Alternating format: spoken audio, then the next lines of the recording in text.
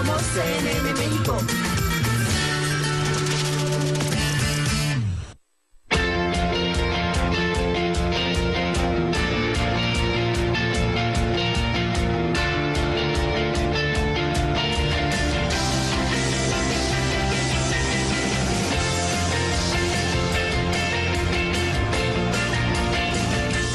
Buenas noches, bienvenidas y bienvenidos. Gracias por estar aquí. En estos días, en estas horas, se está conmemorando el 4º aniversario de una masacre, de un asesinato múltiple de 7 personas. El 28 de marzo, para ser precisa, de 2011, la Procuraduría General de Justicia de Morelos confirmó el hallazgo de 7 cuerpos, perdóneme usted, el hallazgo de 7 cuerpos sin vida en una zona del estado de Morelos. Entre los jóvenes asesinados se encontraba Juan Francisco Sicilia Ortega, hijo del poeta y periodista Javier Sicilia. A partir de este suceso trágico se detonó una circunstancia, se detonó la organización de un movimiento nacional, el Movimiento por la Paz con Justicia y Dignidad, que a lo largo de estos 4 años ha, entre otras cosas, dado una presencia, una visibilidad y una potencia a las víctimas en México. Y bueno, pues este suceso está cumpliendo estos 4 años y hemos invitado al propio Javier Sicilia a este estudio para conversar. Javier, bienvenido, buenas noches. Buenas noches, Carmen, ¿cómo están? Bien, 4 años, Javier, 4 años. De algo que nos sacudió a todos, de algo que se convertía en ese detonador, en una situación, desde luego, de tragedia, pero que impulsó una movilización nacional de tantas víctimas en México. Ese fue un punto de arranque para algo importante. 4 años después, ¿qué dices, Javier? Pues que seguimos peor, ¿no? ¿Peor? Es la masacre de 7 personas en el estado de Morelos nos moviliza. Visibilizamos a las víctimas que estaban criminalizadas por el Estado. O sea, no solo los criminales las habían destruido, sino que... Estaban invisibles. Invisibles o criminalizadas. Acuérdate de la frase de Calderón. Son pandilleros. Se están matando entre ellos, son bajas colaterales. Y cuando hablabas de inocencia hablaban del 1%. Bueno, o sea, habían construido y el Estado había abdicado de su condición de hacer justicia, ¿no? Dejó un Estado paralelo que fue creciendo. Cambia el gobierno. El único triunfo que tenemos es la Ley General de Víctimas. Enrique Peña Nieto la promulga, se hace la comisión que no ha servido para gran cosa, que nos cuesta mucho dinero, la Comisión de Atención a Víctimas. Se baja, ya las cifras bajan, se trata de un asunto de percepción, empiezan a borrar otra vez, a guardar los cadáveres en el olvido. 3 años y medio después, 26 de septiembre de 2014, a 200 kilómetros de donde sucedió esta masacre, sucede una más grande, exponencialmente mayor. 43 muchachos desaparecidos, 6 asesinados, 1 desollado. Y en medio de ellos... Ayotzinapa. Sí, Ayotzinapa. Y luego Tlatlaya del otro lado. Ahí juntito. Juntito. Y en medio de eso, el silencio sobre un montón de cadáveres, de secuestros y de desaparecidos, de los que nadie está dando cuenta. Entonces, lo que fuimos nosotros en 2011, ahora son los padres de Ayotzinapa.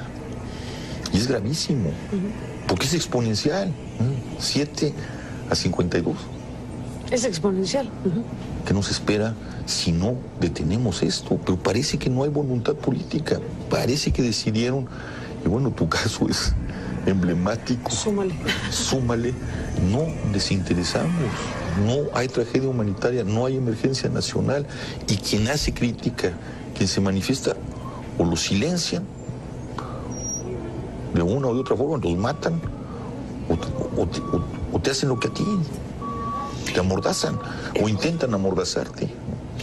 Javier Sicilia, ¿no ha pasado nada en realidad? Es decir, tratemos de hacer un recuento de estos 4 años que sin duda significan mucho para México. Ese detonador, ese caso trágico, eso que llevó a un hombre como tú, un escritor, un poeta, un hombre que tomó la decisión de no irse a su casa a llorar, sino hacer una convocatoria nacional y lograr este movimiento por la paz con justicia y dignidad. ¿La ley no sirvió para nada? Se creó, bueno, incluso en el camino lograron que el poder político se sentara frente a ustedes, los diálogos en el Alcázar de Chapultepec, el presidente de la República, los secretarios, los encuentros con los candidatos, los legisladores, o sea, toda la clase política literalmente frente a ustedes, escuchándolos en diálogos ciertamente que hoy se tendrán que analizar, pero que ocurrieron. ¿De nada sirvió? Bueno, sirvió porque se visibilizó a las víctimas, ahora ya no las van a callar, ¿no? Eso es el principal. Se dignificaron a las víctimas, les habían conculcado sus derechos humanos y civiles, y ahora pues tienen voz y tienen presencia, ¿no? Y creo que ese es el gran logro del movimiento, que fuimos al encuentro de los marginados, de los destrozados, de los criminalizados. Pero la ley no está funcionando porque está controlada como han hecho las particulares del gobierno. ¿Qué le faltó a la ley? Porque bueno, se hizo una ley de víctimas, no se le falta destinaron nada. recursos. ¿Qué le falta? Le falta capacidad, le falta que los comisionados se pongan del lado de las víctimas y no del gobierno. Se trata de que defiendan a las víctimas, pero eso no está. Se han pasado en gastos graves, pues, ¿no? Y no hay, simplemente, este 28 se resignificó una calle, porque en la ley general, la ley del Estado, la ley de víctimas del Estado de Morelos y de reparación de Morelos, decreta el 28 de marzo el Día Estatal de la Víctima, en memoria de las víctimas y de la visibilización de que se hizo en el víctima.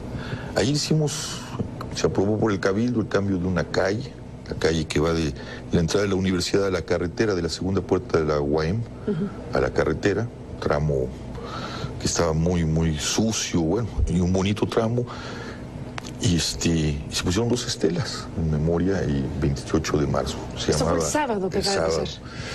Hoy amanecieron las estelas destrozadas. Un mensaje... ¿Cómo, Javier? Sí. ¿Destrozadas? Destrozadas. ¿Lo que acaban de poner el sábado? Lo que acabamos de poner el sábado. Un memorial a las víctimas que llama a que esto no se repita y llama a la justicia que no ha dado. ¿Destrozadas? Pues las rompieron, las arrancaron y las tiraron. Ni la menor idea de quién pudo hacer eso. O sea, un atentado a... Pues un mal mensaje a la memoria. Siniestro mensaje. De la justicia. Y pues las autoridades no están haciendo gran cosa, ¿eh? O sea, otra vez la impunidad que alienta el crimen. ¿Quién pudo hacer una cosa así? Tremendo mensaje. Sí. Entonces, pues ahí están las consecuencias, sí, la visibilización, pero no hay avances. Fíjate, Carmen, salimos el 28 de marzo de 2001 salimos y había 40,000 muertos, 10,000 desaparecidos. 100,000 desplazados, 150,000 desplazados. Y ahorita, 4 años después, tenemos 160,000, son cifras conservadoras, ¿eh? 160,000 muertos, más de 30,000 desaparecidos. Quizás estamos hablando de 500,000 desplazados que nadie tampoco está dando cuenta de eso, ¿no? Y fosas por todos lados. Lo que nos han dicho, que nos dijeron la PGR, que estaban buscando a los desaparecidos, pues no es cierto, porque buscando a los muchachos de Ayotzinapa, empezaron a salir fosas, ¿no? En Guerrero. En Guerrero, nomás en Guerrero. Imagínate cómo está Tamaulipas, imagínate cómo está Morelos o... Javier Sicilia, déjame hacer una pausa y regresamos en claro esta sí, conversación. Volvemos. Es que lo de las fosas es una cosa tremenda. ¿Cómo estará Tamaulipas? Típica de México. Bueno, regresamos. Javier Sicilia, en esta conversación estábamos hablando, bueno, desde el corte, todos los demás asuntos que están ahora a flor de piel en México. Bueno, estabas hablando hasta de la gira a Gran Bretaña y de diferentes situaciones que son los altísimos contrastes que hay en México, desde luego. Javier, a 4 años de distancia de este inicio de este movimiento, además del propio movimiento por la paz con justicia y dignidad, además de esta decepción que tú muestras y que lo dices con todas sus letras respecto a la ley de víctimas o la aplicación de la ley de víctimas y demás herramientas que teóricamente se construyeron a partir precisamente de una movilización social. Bueno, en el camino también hay otras cosas en las que tú has tomado postura, y una postura muy polémica. 2015, año electoral. 2015, año donde se va a cambiar una buena parte de la estructura política de México, elecciones concurrentes, se estrena el nuevo sistema electoral, en fin, todo un panorama.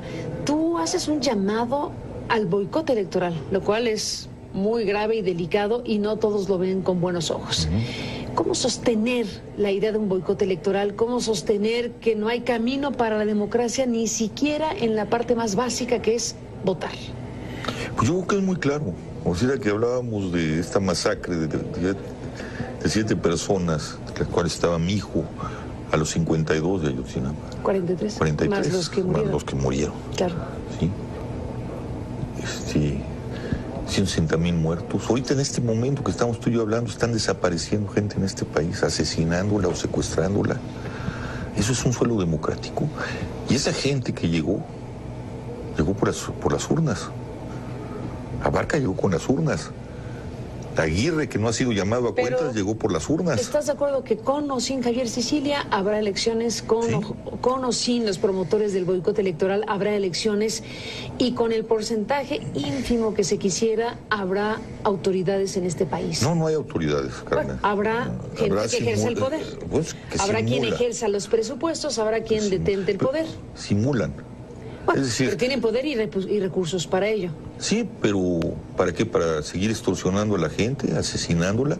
Cualquiera de ellos que llegue, o sea, Calderón, esta guerra, donde está muerto mi hijo, cambiamos, el PRI, Ayotzinapa, Tatlaya, el PRD está vinculado con esto, el PAN está vinculado con esto, Tatlaya está vinculada con el PRI. ¿De qué no están hablando? Para que haya un suelo democrático debe de haber verdaderamente paz, justicia y dignidad, y entonces tenemos realidad democrática. Esto para mí es una gran simulación.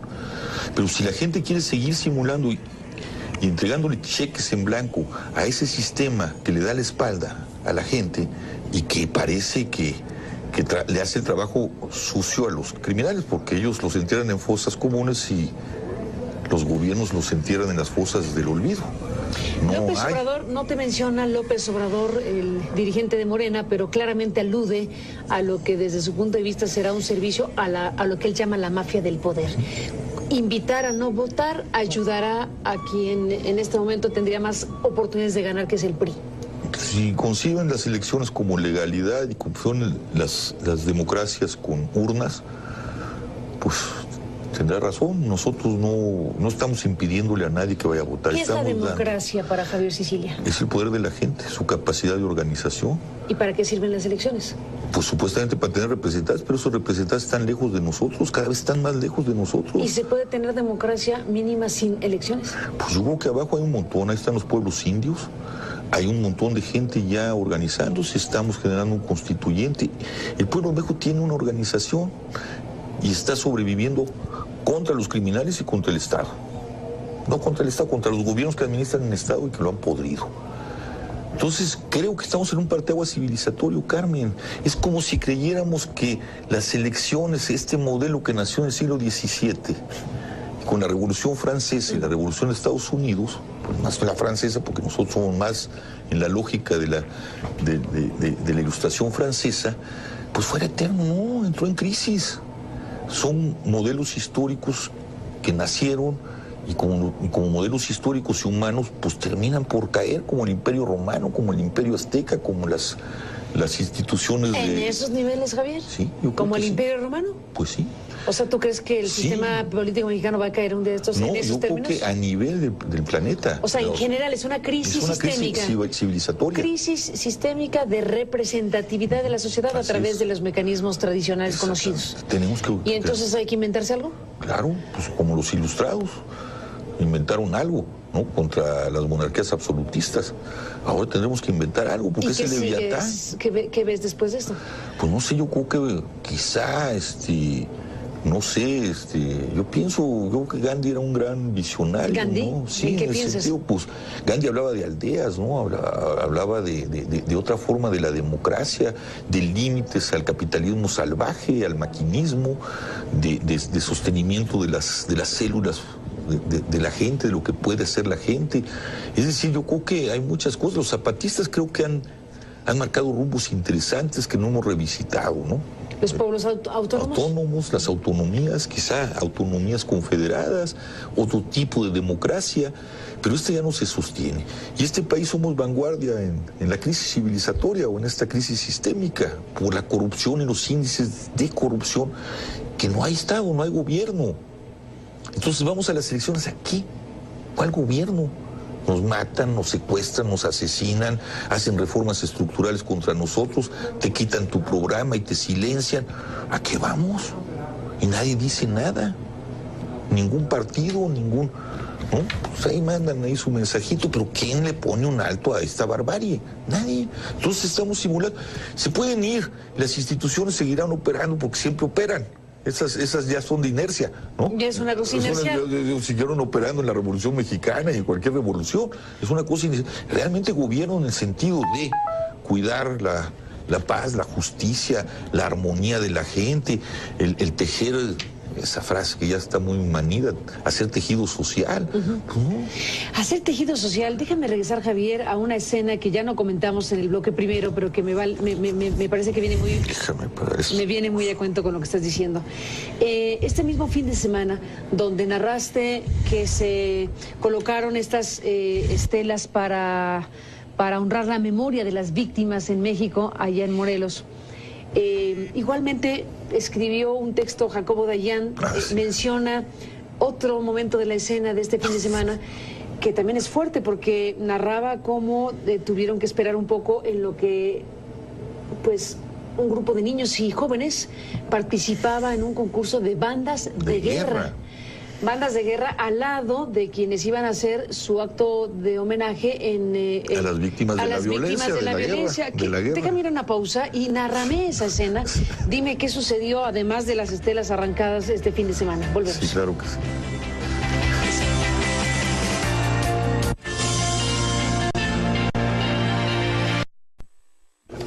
Entramos en la parte final, regresamos con el escritor y poeta Javier Sicilia. Volvemos con él.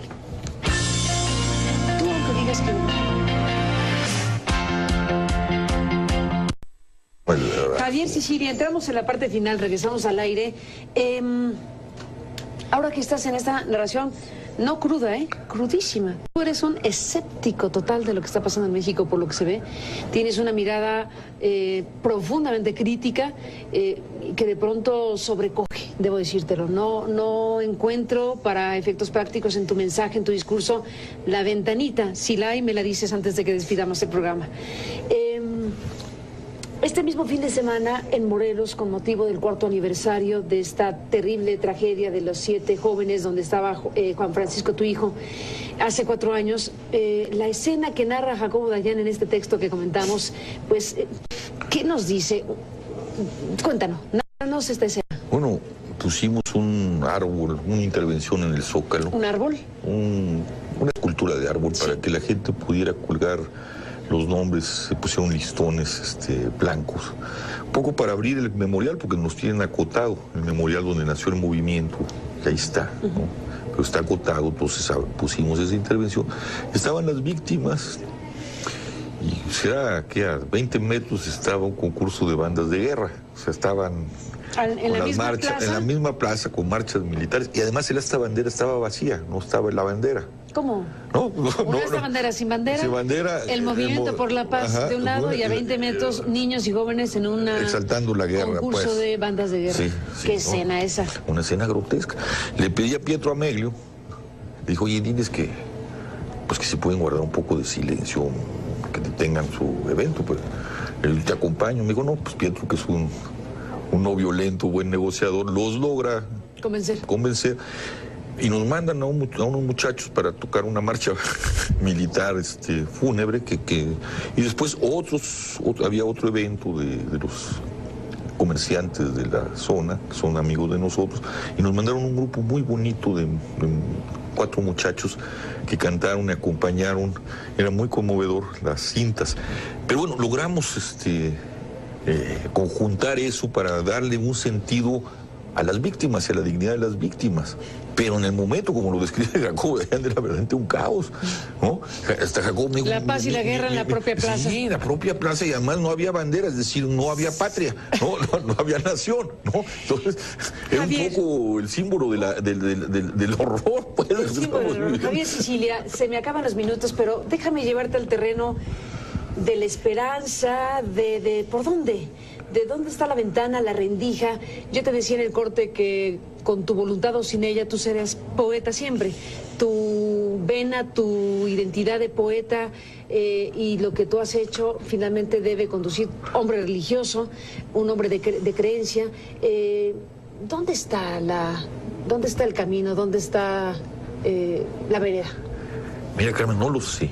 O sea, yo a veces me siento más cercano al Albert Camus y al mito de Sísifo, de que cada vez que uno cree que ya llegó arriba se vuelve a caer la roca y que uno hace lo que tiene que hacer en su deber humano. O sea, yo creo que son tiempos de encender velas para no maldecir en la oscuridad, pero eso que encendamos una vela no quiere decir que vamos a iluminar la noche. Ojalá y pudiéramos tener una cohesión nacional de tal fuerza que pudiéramos obligar a las partidocracias y al gobierno. Cohesión nacional, ese es el camino.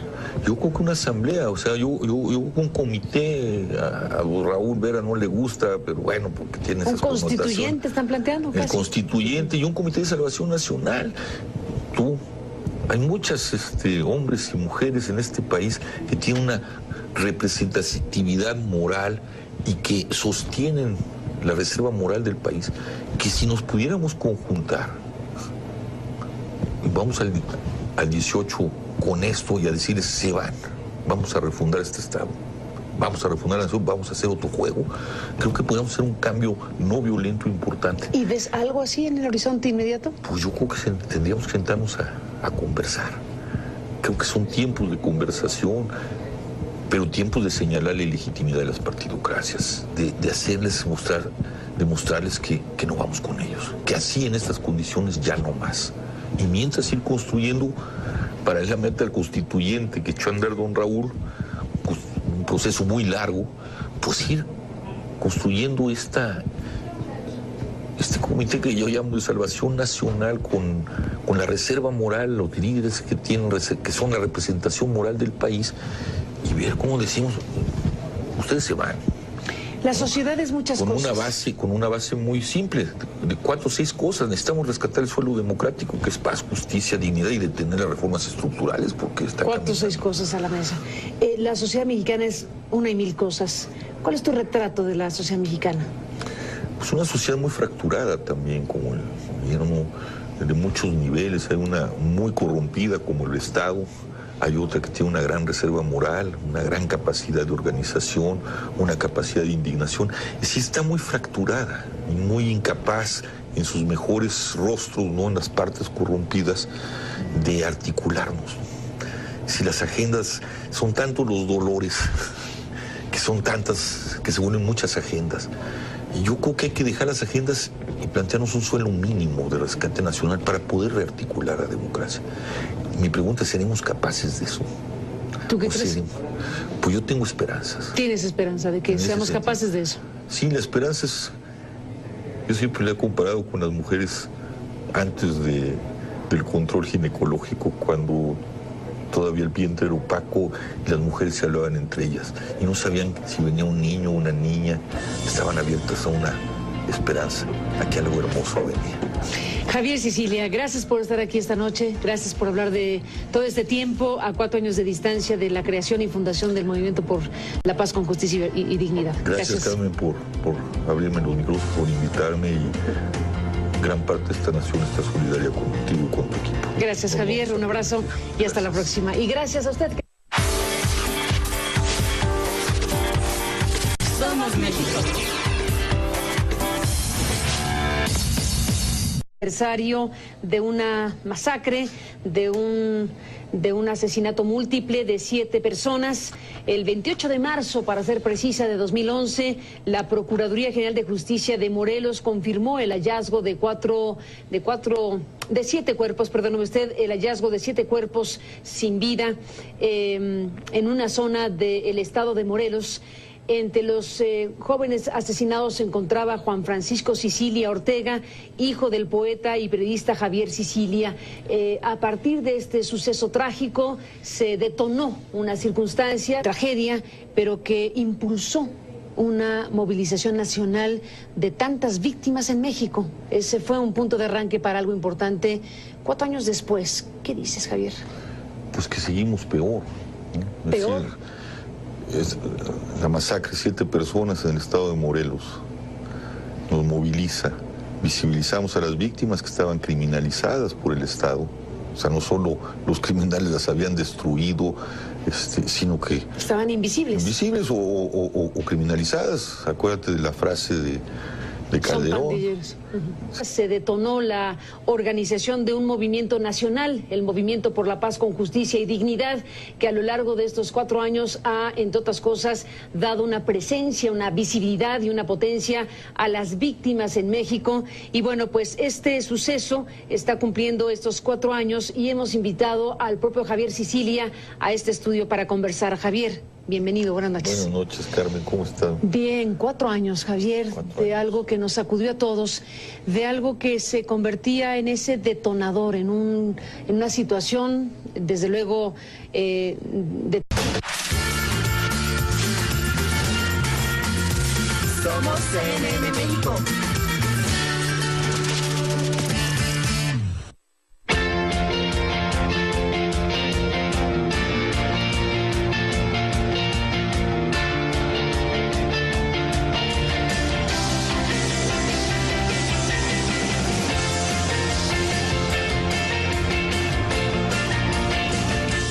Buenas noches, bienvenidas y bienvenidos. Gracias por estar aquí. En estos días, en estas horas, se está conmemorando el 4º aniversario. Están matando entre ellos, son bajas colaterales.